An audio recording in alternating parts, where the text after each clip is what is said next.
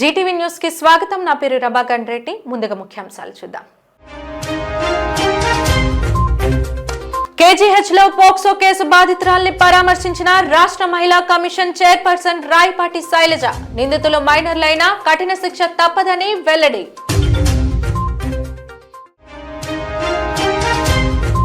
ఉక్కు పరిరక్షణ కోసం గలం విప్పిన కాంగ్రెస్ నేతలు. మద్దతు పలికిన వామపక్ష ప్రజా కార్మిక సంఘాలు.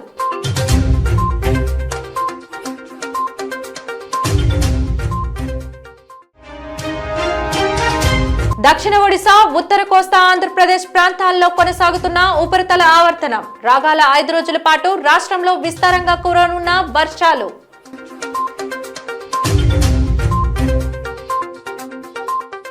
మైనర్ బాలికపై అదే ప్రాంతానికి చెందిన 2 మైనర్లు అత్యాచారం చేయడం దారుణమని ప్రభుత్వం తరపున సహాయం అందజేసి బాధితురాలకు అండగా ఉంటామని రాష్ట్ర మహిళా కమిషన్ చైర్పర్సన్ రాయపాటి శైలజ చెప్పారు. కేజీహెచ్ లో చికిత్స పొందుతున్న పోక్సో కేసు బాధితురాల్ని ఆమె పరామర్శించారు. అనంతరం ఆమె మీడియాతో మాట్లాడుతూ సెప్టెంబర్ 7న సీతమ్మధారలో బాలికపై లైంగిక అత్యాచారం జరిగిందని, ఇలాంటి ఘటన జరగడం బాధాకరం, దురదృష్టకరం అని అన్నారు. దేశంలో మహిళలకు అత్యంత రక్షణ గల ప్రదేశం విశాఖ అని కితాబులు అందుకుంటున్న తరుణంలో ఇలాంటి ఘటన అత్యంత బాధాకరమని ఆమె ఆవేదన వ్యక్తం చేశారు. గుడ్ టచ్, బ్యాడ్ టచ్ పై పిల్లల్లో ఇప్పటికే అవగాహన పెంపొందిస్తున్నామని, ఆ కార్యక్రమాన్ని మరింత విస్తృతం చేయాల్సిన అవసరం ఉందన్నారు. మహిళా కమిషన్, స్త్రీ శిశు సంక్షేమ శాఖ ద్వారా ఇలాంటి అనేక అవేర్నెస్ కార్యక్రమాలు చేస్తున్నామని వెల్లడించారు. యువత మొబైల్ ఫోన్స్ లో పోర్న్ వీడియోలు చూసి ఇలాంటి అఘాయిత్యాలకు పాల్పడుతున్నారని ఆవేదన వ్యక్తం చేశారు. ఈ ఘటనకు పాల్పడిన వారు మైనర్లైనా సరే ఉపేక్షించేది లేదని స్పష్టం చేశారు. విషయం ఏంటంటే చేసిన వాళ్ళు కూడా మైనర్స్, 2 పైగా తెలిసిన వాళ్ళు 2 ఇళ్ళు అవతల ఉంటారు. అంటే ప్రమాదం ఒక్కొక్కసారి బయట నుంచి తెలియని వాళ్ళ నుంచే పొంచి ఉండదండి, మన పక్కనుండే వాళ్ళ నుంచి కూడా పొంచి ఉంటుంది. ఇది ఈరోజే కదా, మేము చాలా కేసుల్లో ఇలా చూస్తూనే ఉన్నాం. ప్రభుత్వం ఎన్ని అవేర్నెస్ సెషన్స్, అలాగే పోలీసులు కానివ్వండి, స్కూల్స్కి వెళ్ళి గుడ్ టచ్, బ్యాడ్ టచ్ అలా అవేర్నెస్ సెషన్స్ చాలా చేస్తున్నారు. అలాగే మేము కూడా మా తరపు నుంచి కూడా విమెన్ కమిషన్ తరపు నుంచి కానివ్వండి, చైల్డ్ వెల్ఫేర్ డిపార్ట్మెంట్ తరపు నుంచి కానీ ప్రతి చోట కూడా ఇలాంటి సెషన్స్ తీసుకొచ్చి ఎక్కడ ఆడపిల్లకి అన్యాయం జరగకూడదు, ఇలాంటివి జరగకూడదు అనే ఉద్దేశంతో అవేర్నెస్ సెషన్స్ తీస్తున్నాము. కానీ కొన్ని చోట్ల అన్ఫార్చునేట్, దురదృష్టం ఇలా జరగటం. ఎందుకంటే దీనికి ఒక కారణం, ఇందాక ఇన్వెస్టిగేషన్ ఆఫీసర్తో మాట్లాడితే ఏం చెప్పారంటే, చిన్నపిల్లలు ఇప్పుడు ఫోన్ యాక్సెస్ అందరికీ ఉంటుంది, smart phone, YouTube videos, multiple apps, channels, ఇవన్నీ కూడా ఫోన్లో పార్న్ వీడియోస్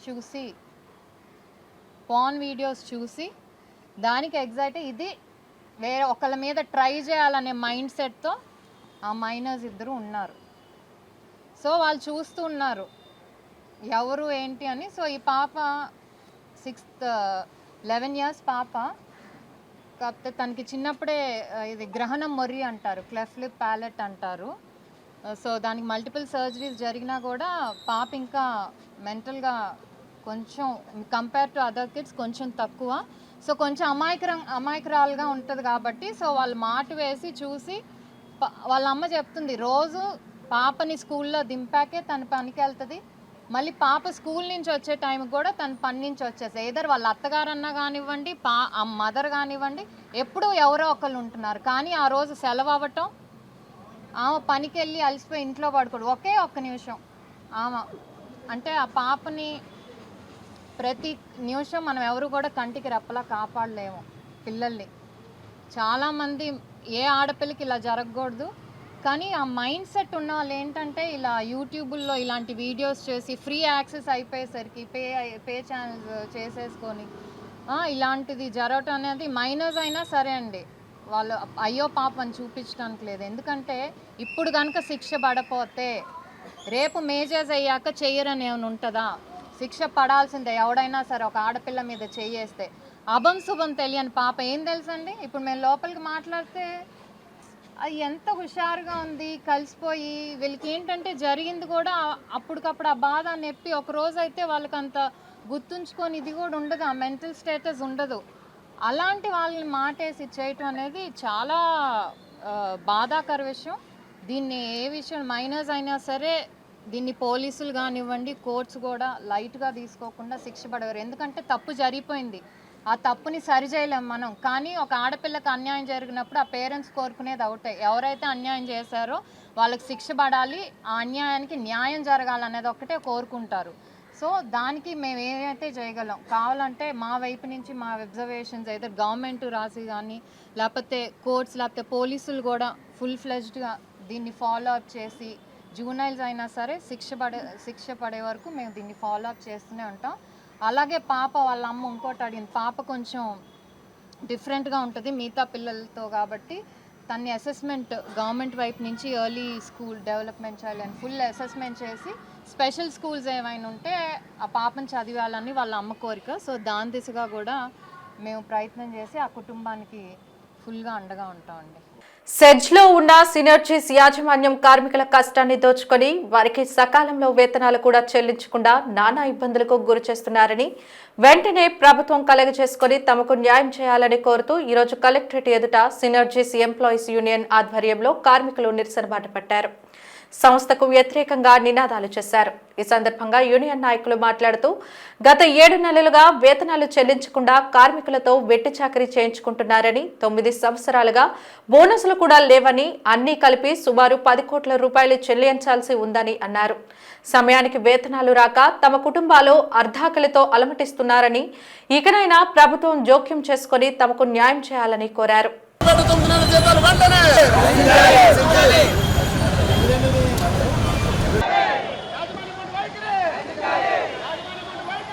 ఈపీజెడ్లో ఉన్నటువంటి సినర్జీస్ యాజమాన్యం దువ్వాడ 9 నెలల నుండి కార్మికులకి జీతాలు చెల్లించట్లేదు, 22 నెలల నుండి పిఎఫ్ చెల్లించట్లేదు, ఈఎస్ఐ కూడా చెల్లించట్లేదు. దీనివల్ల బోనస్ 10 సంవత్సరాల నుండి బోనస్ చెల్లించలేదు. ఈ విధంగా దుర్మార్గంగా మేనేజ్మెంట్ వ్యవహారం చేస్తూ ఉంది. అనేక దఫాలుగా యూనియన్ రిక్వెస్ట్ చేసినప్పుడు కూడా మేనేజ్మెంట్ తన ముందు వైఖరితో వ్యవహారం చేస్తూ ఉంది.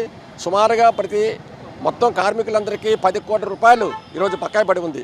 ఆ కారణంగా తప్పని పరిస్థితుల్లో కార్మికులందరూ గత 2 రోజుల నుండి సమ్మె చేస్తున్నారు.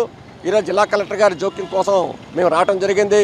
వెంటనే ఈ సమస్య పరిష్కారం చేయాలని కార్మికుల పిల్లలు అర్ధాకిలతో ఈరోజు జీవనం సాగిస్తున్న పరిస్థితి ఈరోజు ఉంది. ఇక్కడ తయారైనటువంటి ఉత్పత్తులు అమెరికా, రష్యా, జపాన్, జర్మనీ ఇటువంటి దేశాలన్నింటికి కూడా ఉత్పత్తులు వెళ్తున్నాయి. కోట్లాది రూపాయల లాభాలు ఆర్జిస్తున్నారు. అయినా కార్మికులు మాత్రం జీతాలు చెల్లించట్లేదు. కాబట్టి ఈ చర్యలకు వ్యతిరేకంగా ఈరోజు ఇక్కడ నిరసన కార్యక్రమం చేస్తున్నాం. అదేవిధంగా కమిషనర్ గారు కూడా ఈరోజు వెళ్ళి రిప్రజెంటేషన్ ఇవ్వడం జరుగుతుంది. నగరంలోని ఎంవిపి కాలనీ మెడికవర్ ఆసుపత్రిలో యంగ్ హార్ట్ ప్రొటెక్షన్ కార్యక్రమాన్ని Indian international cricketer Kona Srikar Bharat ముఖ్య అతిథిగా పాల్గొని ప్రారంభించారు. ఆయనతో పాటుగా గౌరవ అతిథిగా Medicover child and women hospital medical superintendent and consultant anesthetist doctor M Srujanadevi కూడా పాల్గొన్నారు. ప్రారంభోత్సవం అనంతరం వారిరువురు మాట్లాడుతూ ఆధునిక సమాజంలో గుండె జబ్బులు అధికమవుతున్నాయని, అత్యాధునిక వైద్య పరీక్షల ద్వారా వాటిని చాలా కాలం ముందుగానే గుర్తించవచ్చన్నారు. అటువంటి ముందస్తు పరీక్షల కోసమే మెడికవర్ ఆసుపత్రి ఆధ్వర్యంలో యంగ్ హార్ట్ ప్రొటెక్షన్ కార్యక్రమం ప్రారంభించడం సుపరిమాణమన్నారు. అలానే దీన్ని అందరూ సద్వినియోగం చేసుకుని గుండెకు సంబంధించిన అత్యాధునిక ముందస్తు వైద్య పరీక్షలు చేయించుకొని ఆరోగ్యాల్లో పరిరక్షించుకోవాలని కోరారు. ఆరోగ్యానికి మించిన సంపద ఈ ప్రపంచంలో ఇంకేది లేదన్నారు. మానవ శరీరంలో ఆరోగ్యం బయటకు అంతా బాగానే ఉన్నప్పటికీ శరీరం లోపల ఎలా ఉందో తెలుసుకునేందుకు అత్యాధునిక వైద్య పరీక్షలు బాగా ఉపయోగపడతాయన్నారు. ప్రస్తుతం యువతలో లైఫ్ స్టైల్ సమస్యలు అధికమవుతున్నాయన్నారు. హృదయ సంబంధిత వ్యాధులను అరికట్టాలంటే ఆరోగ్యంపై మరింత అవగాహన పెంపొందించుకోవాలన్నారు. మెడికవర్ హాస్పిటల్స్ ప్రారంభించిన యంగ్ హార్ట్స్ ప్రొటెక్షన్ ప్రోగ్రాం సమాజానికి ఎంతో ఉపయోగకరమన్నారు. In India, our 30 to 50 years of age, that all are at risk. And if you have been noticing, every day somebody is missing their life from their family. They are just leaving the family, orphans and husbandless. This is very unfortunate. Doctors are dying at very early age. So today, our Medicover Vizag has done an excellent work by bringing a health program that is called Young Heart Protection Program. You can see that Young Heart Protection Program. That is basically what it means is everybody hearts are waiting to be checked. మీరు heart check చేయలేదు అనుకోండి, that means your health అసలు మీరు పడేశారు. Your heart is everything. Your heart is your life. Your heart is your kidney, your heart is your brain, your heart is your body. Through heart you can reach any part of the body. Visakha ఉక్కు కర్మాగారంపై కేంద్ర రాష్ట్ర ప్రభుత్వాలు సవితి తల్లి ప్రేమ చూపిస్తూ పరిశ్రమను దొడ్డిదారిన అమ్మకానికి పెడుతున్నాయని Congress party senior నాయకురాలు మాజీ కేంద్ర మంత్రి కిల్లి కృపారాణి ఆరోపించారు. నేడు జీవీఎంసీ గాంధీ విగ్రహం ఎదుట ఏర్పాటు చేసిన ప్లాంట్ పరిరక్షణ సమితి దీక్ష శిబిరంలో కాంగ్రెస్ పార్టీ ఆధ్వర్యంలో జరిగిన నిరసనలో ఆమె పాల్గొని మాట్లాడారు. నిరసనలో పలు వామపక్ష పార్టీలు, కార్మిక సంఘాల నాయకులు పాల్గొని ప్లాంట్ పరిరక్షణకై నినదించారు. నిరసనను ఉద్దేశించి నిరసనకారులు మాట్లాడుతూ ప్లాంట్ అభివృద్ధి కోసం వేల కోట్ల రూపాయల నిధులు కేటాయించామని చెప్పుకుంటున్న కేంద్ర ప్రభుత్వం నిధులను ఇచ్చినట్టే ఇచ్చి మరొక రూపంలో వెనక్కి తీసుకోవడం దుర్మార్గమన్నారు. ఇచ్చిన నిధులు ప్లాంట్ దహన సంస్కరణలకు ఇచ్చినట్టేనని ఎద్దేవా చేశారు.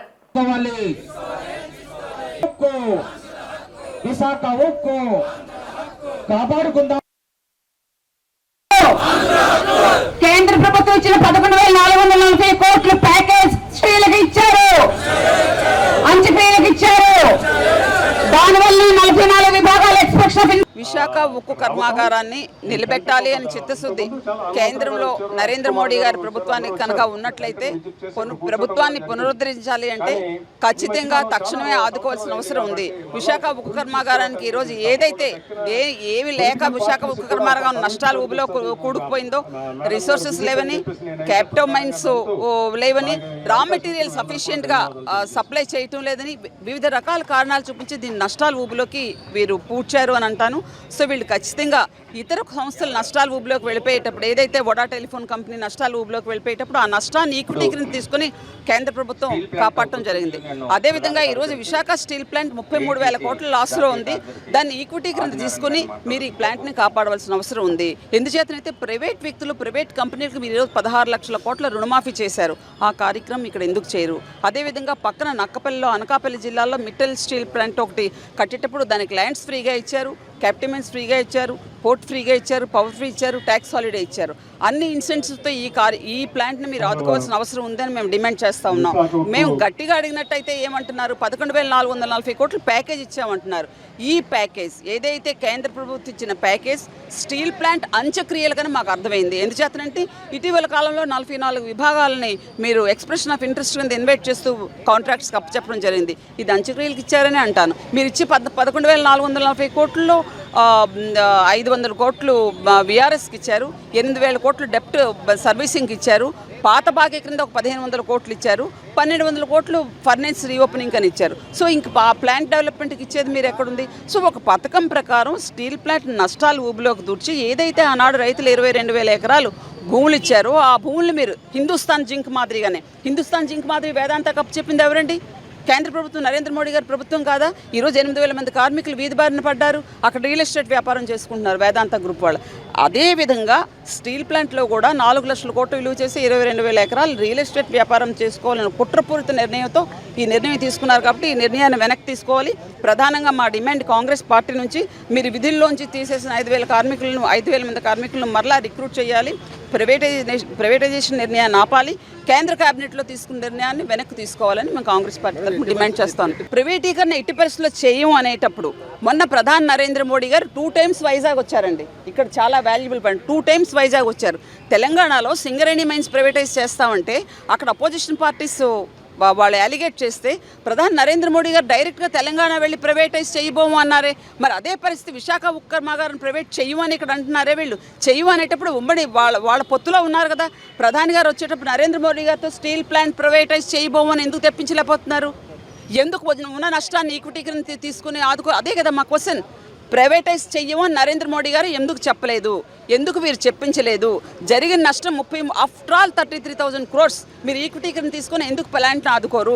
ప్రైవేట్ కంపెనీలకు 16 లక్షల కోట్లు రుణమాఫీ చేసిన మీరు ఈ మాత్రం మీరు ఆదుకోలేదు. కావాలని మీరు నష్టాలు ఊబిలోకి నెట్టారు. 8 tracks ఐరన్ ఓర్ అవసరమైతే ఎంఎన్డీసీ ప్రపంచవ్యాప్తంగా సప్లై చేస్తున్నారు ఐరన్ ఓర్. విశాఖ ఉక్కు కర్మాగారానికి 8 tracks అవసరం, మీరు 4 tracks ఇస్తున్నారు. దానివల్ల టన్నుకు 12,000 రూపీస్ ఎక్స్ట్రా వేసుకొని ఫర్నేస్ నడిపే ఒక దౌర్భాగ్య పరిస్థితి మీరే క్రియేట్ చేసి మీరే నష్టాలు ఊబిలోకి ప్లాంట్ని తోసేసి ఇప్పుడు ఒక పిచ్చి కుక్కను పిచ్చి పిచ్చి పిచ్చి అంటే అందరం పిచ్చి అంటాం కదండి, అలాగా నష్టాల ఊబిలో కూర్చి నష్టాల్లో ఉందని దీన్ని మనల్ని ఇన్ఫ్లుయెన్స్ చేస్తున్నారు, హిప్నోటైజ్ చేస్తున్నారు. కానీ కాదు, నేను అదే చెప్పాను. మన్మోహన్ సింగ్ గారి ప్రభుత్వం 2010లో దీనికి నవరత్న స్టేటస్ కల్పించింది. ఈరోజు దేశంలో 26 కంపెనీలు నవరత్న స్టేటస్లో ఉన్నాయి. ఒక కంపెనీకి నవరత్న స్టేటస్ ఎప్పుడు కల్పిస్తారు? అవసరమైన ప్రాఫిటబిలిటీ ఉండాలి, బెంచ్ మార్క్స్ రీచ్ అవ్వాలి, టర్న్ ఓవర్ ఉండాలి. అవన్నీ ఉన్నాయనే కదా నవరత్న స్టేటస్ ఇచ్చారు, లేకుంటే ఇవ్వరు కదా. అంటే 2014 వరకు లాభాల బాటలో నడిచిన ఈ స్టీల్ ప్లాంట్ 2014 ముందుకు దీని కెపాసిటీ ఎక్స్పెన్షన్ కోసం మన్మోహన్ సింగ్ గారి ప్రభుత్వం 15,000 కోట్లు 3.3 to 6.3 లక్షల మెట్రిక్ టన్స్ వచ్చే విధంగా 15,000 కోట్లు కాంగ్రెస్ ప్రభుత్వం ఆదుకుంది. ఫౌండేషన్ ఇందిరాగాంధీ గారు 1971లో వేశారు. దేశాన్ని శత్రు దుర్భేద్య దేశంగా మార్చాలని ఒక ఉద్దేశంతో 92లో జాతికి అంకితం చేశారు. ఇన్ని కార్యక్రమాలు కాంగ్రెస్ పార్టీ చేస్తే వీళ్ళు కావాలని 2014 తర్వాత ప్రైవేట్ చేయాలని ఒక దుర్బుద్ధితో ల్యాండ్స్ని ప్రైవేటైజ్ చేసి సేమ్ అండి హిందుస్థాన్ జింక్ని ఏ విధంగా రియల్ ఎస్టేట్గా మార్చారో అదే దుర్బుద్ధితో ఈ ప్లాంట్ పట్ల కూడా ఉన్నారు. సో వీళ్ళు ఇచ్చే ప్యాకేజ్ ఏదైతే ఉందో అది స్టీల్ ప్లాంట్ అంత్యక్రియలకు అన్నది అర్థమైంది. గవర్నమెంట్ ఇనీషియల్ క్యాపిటల్ 4,890, సరే 5,000 అనుకోండి, దగ్గర 5,000కి 50,000 కోట్ల రూపాయలు గవర్నమెంట్కి తిరిగి చెల్లించాం. వివిధ రూపాల్లో డివిడెండ్లు కానివ్వండి, వాళ్ళు తీసుకున్న ప్రిఫరెన్షియల్ షేర్స్ కానీ కలిపితే 50,000 కోట్ల రూపాయలు వివిధ రూపాయలు పన్నులు కట్టడం జరిగింది. దీని తరకు ఆస్తి విలువను కూడా లక్షల కోట్లు చేయడం జరిగింది.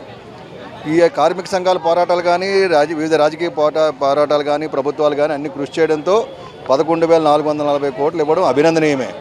కానీ దానివల్ల ఇలా ఈ చేతితో ఇచ్చి ఆ చేతితో పట్టుపోయారు. దేనికి పట్టుపోయారు? బ్యాంక్ లోన్లు పట్టుపోయారు, జిఎస్టీకి. అది మళ్ళీ ప్రభుత్వానికి వెళ్ళిపోయింది.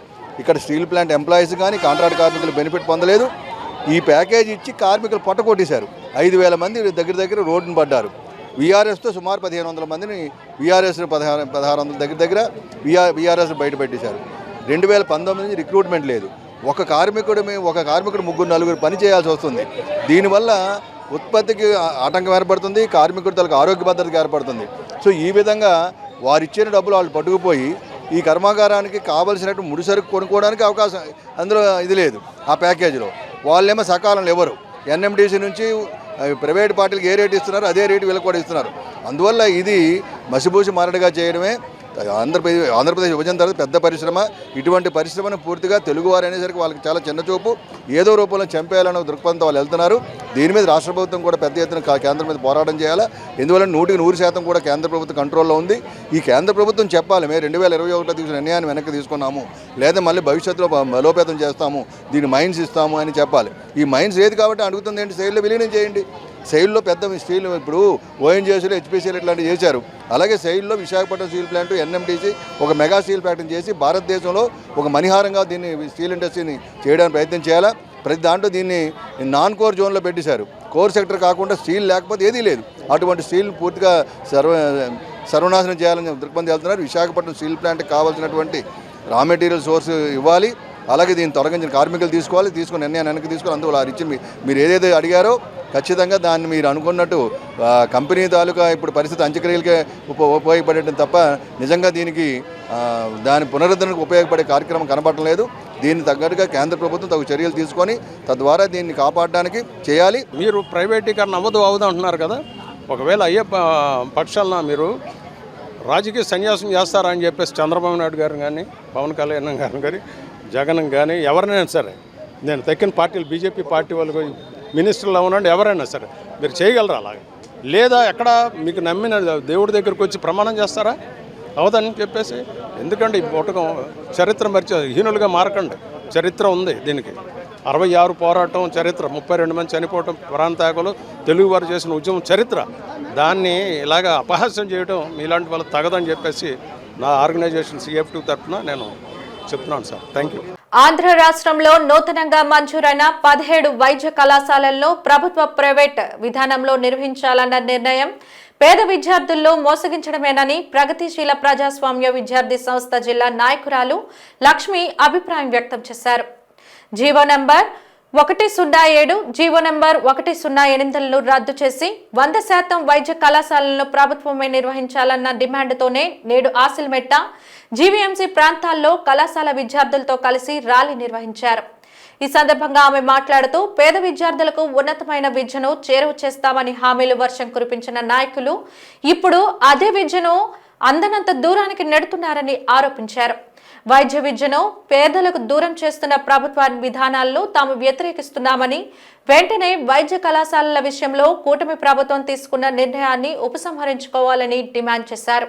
అందులో ఒక 7 కాలేజీల విషయానికి వస్తే 5 కాలేజీలు రెడీ అయిపోయాయి. ఇంకో 2 కాలేజీలకు మనకి మెడికల్ కౌన్సిల్ నుండి కూడా పర్మిషన్ వచ్చేసింది. అయితే అందులో ఒక కాలేజీని, ఏదైతే పులివెందుల్లో ఉందో ఆ కాలేజీని మాకు పర్మిషన్ వద్దు, అక్కడ ఇంకా అన్ని సదుపాయాలని మేము చేపట్టలేకపోయాము కనుక పర్మిషన్ వద్దు అని చెప్పి వెనక్కి తిప్పి పంపడం కూడా జరిగింది. దానివల్ల సుమారు మనం 50 మెడికల్ సీట్లని కోల్పోవడం జరిగింది. ఇదొక విషయం. అయితే ఇంకా మిగిలి ఉన్న 10 కాలేజీలను కూడా ఈరోజు పీపీపీ పద్ధతిలో దాన్ని నడపాలి అని ఆలోచిస్తున్నారు. ఎప్పుడైతే వీటిని ప్రైవేటీకరణకి, ప్రైవేట్ వాళ్ళ చేతుల్లో పెట్టడానికి రెడీ అవుతున్నారో దీనివల్ల ప్రధానంగా నష్టపోయేది ఎవరు అంటే ఎవరైతే మెడిసిన్ చదవాలన్న ఆలోచనతో ఉన్న పేద విద్యార్థులు ఉన్నారో వాళ్ళే. ఇంకోటి 107, 108 ఈ జీవాల వల్ల కూడా నష్టపోయేది పేద విద్యార్థులే. దీనివల్ల రిజర్వేషన్ కోటాని 50% తగ్గిస్తారు. ఇది ఎవరికి నష్టం అంటే మనలాంటి పేద విద్యార్థులకి, మెడిసిన్ చదవాలని కోరుకునే వాళ్ళకి. ఈ 17 మెడికల్ కాలేజీలు కూడా గవర్నమెంటే రన్ చేస్తే సుమారు 1500 మెడికల్ సీట్లు మన రాష్ట్రానికి వస్తాయి. ఈ 1500 ఈరోజు నీటికి ఎంత ప్రయారిటీ ఉంది, దానికోసం స్టూడెంట్స్ ఎంత స్ట్రగుల్ పడుతున్నారు, ఎంత ఇబ్బంది పడుతున్నారు, అసలు ఎన్ని ఆత్మహత్యలు నమోదవుతున్నాయి ఆ ప్రెజర్ని తట్టుకోలేక అన్నది మనందరి దృష్టిలో ఉన్న విషయమే. అటువంటి టైంలో కొన్ని మెడికల్ సీట్లు పెరిగితే మా అమ్మాయికి కూడా సీటు దొరుకుద్దేమో, మా అబ్బాయికి కూడా సీటు దొరుకుద్దేమో అన్న ఆలోచనలో ఉన్న పేరెంట్స్ సంఖ్య కూడా ఏం తక్కువ కాదు. అటువంటి టైంలో ఇటువంటి నిర్ణయాలు తీసుకోవడం అనేది ఎప్పటికీ వ్యతిరేకమైనదే ప్రజలకి. వాళ్ళు ఏదైతే మెడిసిన్ చదవాలన్న కోరికతో ఉన్న సామాన్య విద్యార్థులు ఉన్నారో వాళ్ళందరికీ ఇది చాలా పెద్ద లోటు. సో ఈ గవర్నమెంట్ తీసుకున్న ఈ నిర్ణయాన్ని వెనక్కి తీసుకోవాలి. అలాగే యువగలం టైంలో మన నారా లోకేష్ గారు, ప్రస్తుత విద్యాశాఖ మంత్రి గారు, ఆయన ఏదైతే నిర్ణయం తీసుకున్నారో ఏంటి ఈ 107, 108 జీవోల్ని నేను రద్దు చేస్తాను, 100% సీట్లని ప్రభుత్వ కోటాలోనే భర్తీ చేస్తాను అని ఏదైతే హామీ ఇచ్చారో ఆ హామీని నిలబెట్టుకోవాలి. ఇప్పుడు ఈ 17 కాలేజీలను కూడా ప్రభుత్వమే రన్ చేయాలి అని మేము పీడీఎస్ఓగా డిమాండ్ చేస్తున్నాం. విశాఖ ఉక్కుపై వైకాపా, సిపిఎం వామపక్ష పార్టీలు చేస్తున్న కుట్రలను ప్రజాక్షేత్రంలో తిప్పికొడతామని గాజువాక నియోజకవర్గ తెలుగుదేశం పార్టీ కార్పొరేటర్లు అన్నారు. గాజువాక తెలుగుదేశం పార్టీ కార్యాలయంలో ఏర్పాటు చేసిన మీడియా సమావేశంలో కార్పొరేటర్లు మాట్లాడుతూ, వైకాపా ఇచ్చిన చిల్లరకు ఆశపడి సిపిఎం, వామపక్ష యూనియన్లు, కార్మికులు, నిర్వాసితుల్లో పథకం ప్రకారం గందరగోళం సృష్టించే ప్రక్రియకు శ్రీకారం చుట్టారన్నారు. నరేంద్ర మోదీ సహకారంతో చంద్రబాబు నాయుడు సారథ్యంలో పవన్ కళ్యాణ్ చొరవతో స్థానిక ఎంపీ శ్రీభరత్, స్థానిక శాసనసభ్యులు పల్లా శ్రీనివాసరావు సారథ్యంలో 14,000 కోట్ల రూపాయలు ప్రత్యేక ప్యాకేజీని స్టీల్ ప్లాంట్ కేటాయిస్తే అది జీర్ణించుకోలేని వైకాపా నాయకులు స్టీల్ ప్లాంట్ నిర్వీర్యం చేయాలని కుట్రలు చేస్తున్నారన్నారు. విశాఖ స్టీల్ ప్లాంట్ కార్మికుల హక్కులు, నిర్వాసిత కార్మికుల హక్కులు కాపాడడమే కూటమి ప్రభుత్వ లక్ష్యమని తెలిపారు.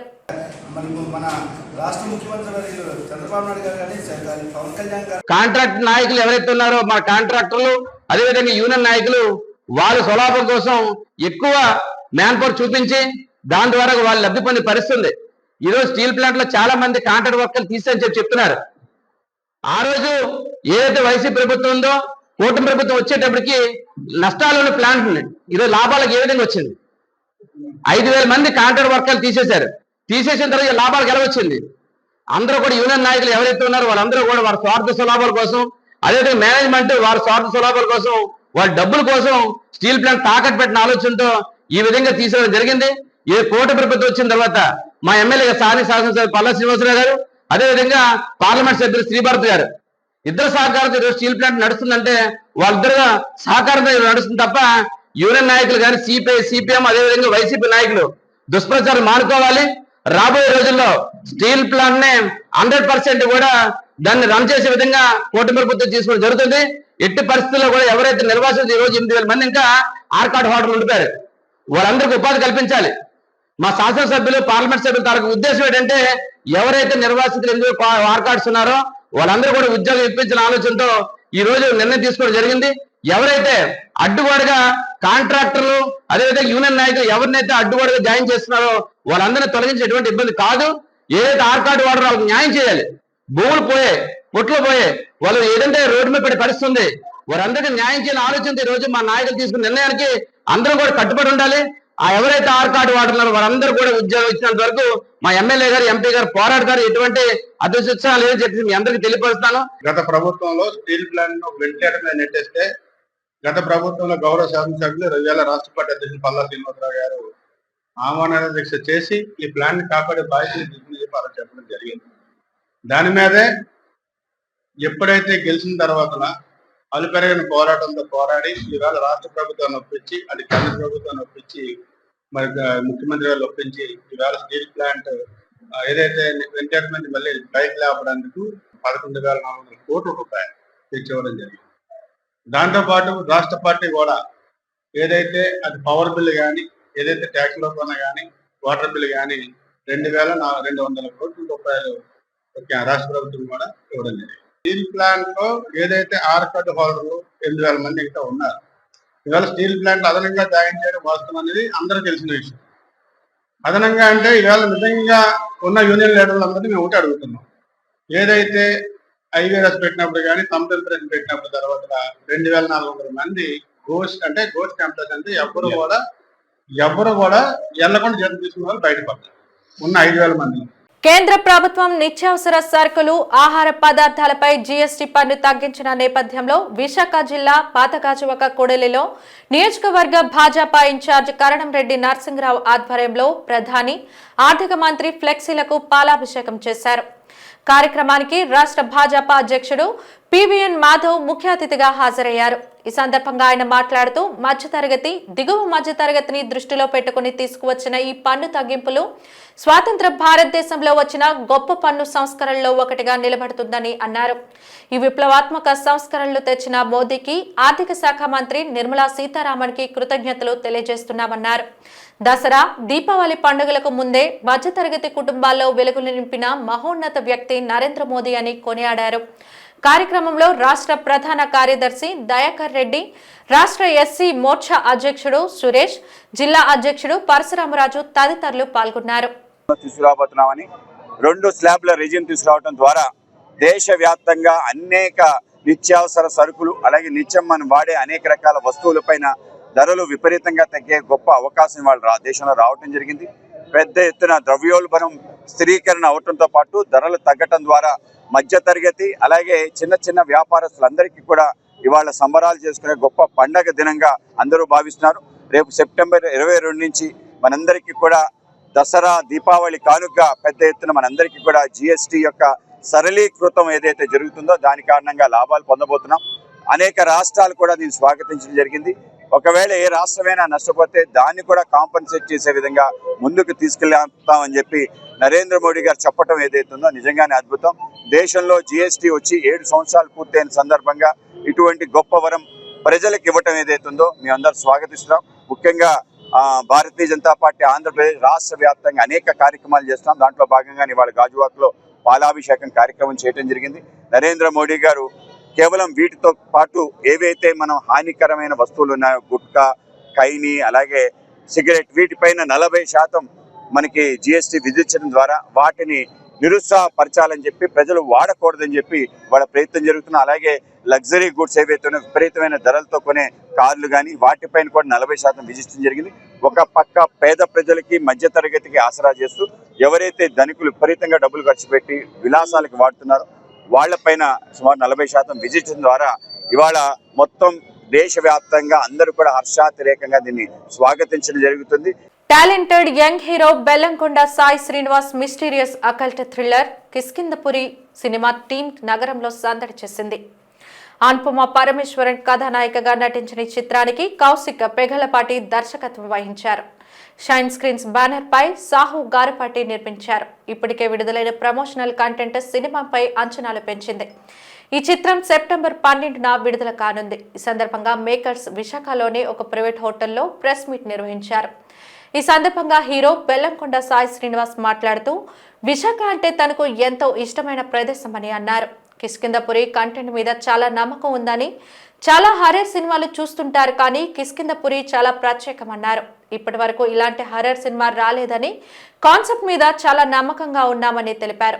దర్శకుడు కౌశిక్ పెగలపాటి మాట్లాడుతూ ఈ సినిమాలో హర్రర్ ఎలిమెంట్స్ చాలా అద్భుతంగా ఉంటాయని, కిష్కింధపురి తెలుగు బెస్ట్ హర్రర్ సినిమాల్లో ఒకటిగా నిలుస్తుందన్నారు.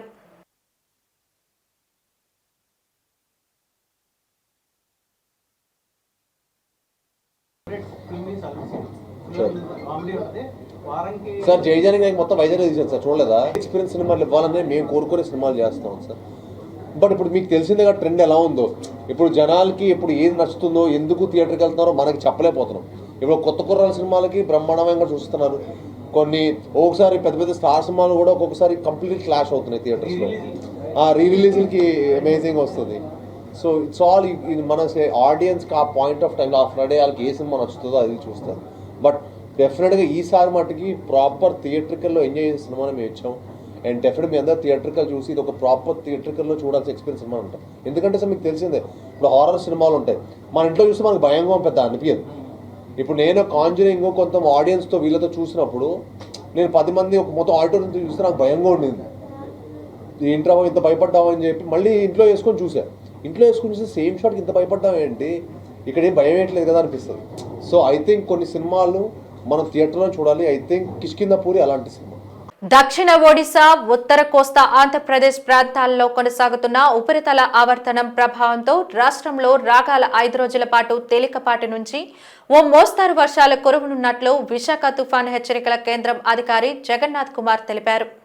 ఇవాళ విజయనగరం, అల్లూరి, విశాఖ, అనకాపల్లి, తూర్పుగోదావరి, కోనసీమ జిల్లాల్లో 1-2 చోట్ల భారీ వర్షాలు కురుస్తాయని, రేపు అల్లూరి, ఏలూరు, ఎన్టీఆర్, బాపట్ల, పల్నాడు జిల్లాల్లో భారీ వర్షాలు కురిసే అవకాశం ఉందని ఆయన వెల్లడించారు. గంటకు 30 నుంచి 40 కిలోమీటర్ల వేగంతో ఈదురుగాలులు వీచే అవకాశం ఉందని, ఎల్లుండి నుంచి తీరం వెంబడి 40 నుంచి 60 కిలోమీటర్ల వేగంతో గాలులు వీస్తాయని, మత్స్యకారులు వేటకు వెళ్లరాదని సూచించారు. ఈ నెల 13న వాయువ్య బంగాళాఖాతంలో అల్పపీడనం ఏర్పడే అవకాశం ఉందని వివరించారు. నిన్న ఉన్న ఉపరితల ఆవర్తనం ఈరోజు దక్షిణ ఒడిశా, ఉత్తర కోస్తా ఆంధ్రప్రదేశ్ పరిసర ప్రాంతాలలో ఉపరితల ఆవర్తనంగా 4.5 కిలోమీటర్ల ఎత్తు వరకు ఆవరించి ఉన్నది. ఇది దక్షిణ దిశకు వంగి ఉన్నది. ప్రస్తుతానికి ఆ పరిస్థితులు కొనసాగుతున్నాయి. ఇక నైరుతి ఋతుపవన ద్రోణి దేశంలోని వివిధ ప్రాంతాల మీదుగా వెళ్తూ ఇప్పుడు దిఘా వైపు తూర్పు శీర్షాన్ని కొనసాగిస్తూ ఉన్నది. ఈ కారణాల వల్ల రాష్ట్రంలో రాబోయే వారం రోజుల్లో మొదటి 2 రోజులు ఉత్తర కోస్తాలో ఈరోజు కొన్ని ప్రాంతాల్లో తేలికపాటి నుంచి మోస్తరు వర్షాలు, రేపు పలు ప్రాంతాలలో, 3వ రోజు 4వ రోజు అత్యధిక ప్రాంతాలలో, 5వ రోజు పలు ప్రాంతాలలో పడే అవకాశం ఉంది. ఇక దక్షిణ కోస్తాలో ఈరోజు 1-2 చోట్ల, రేపు కొన్ని ప్రాంతాలలో, 3వ రోజు పలు ప్రాంతాలలో, 4వ రోజు అత్యధిక ప్రాంతాల్లో, 5వ రోజు మళ్లీ పలు ప్రాంతాల్లో తేలికపాటి నుంచి మోస్తరు వర్షపాతం నమోదయ్యే అవకాశం ఉంది. వార్తలు ముగించే ముందు ముఖ్యాంశాలు మరోసారి. కేజీహెచ్ లో పోక్సో కేసు బాధితురాల్ని పరామర్శించిన రాష్ట్ర మహిళా కమిషన్ చైర్పర్సన్ రాయపాటి శైలజ. నిందితులు మైనర్లైనా కఠిన శిక్ష తప్పదని వెల్లడి.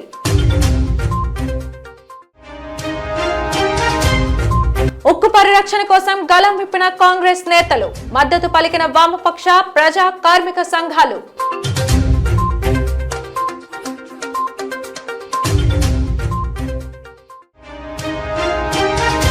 దక్షిణ ఒడిశా, ఉత్తర కోస్తా ఆంధ్రప్రదేశ్ ప్రాంతాల్లో కొనసాగుతున్న ఉపరితల ఆవర్తనం. రాగల 5 రోజుల పాటు రాష్ట్రంలో విస్తారంగా కురవనున్న వర్షాలు.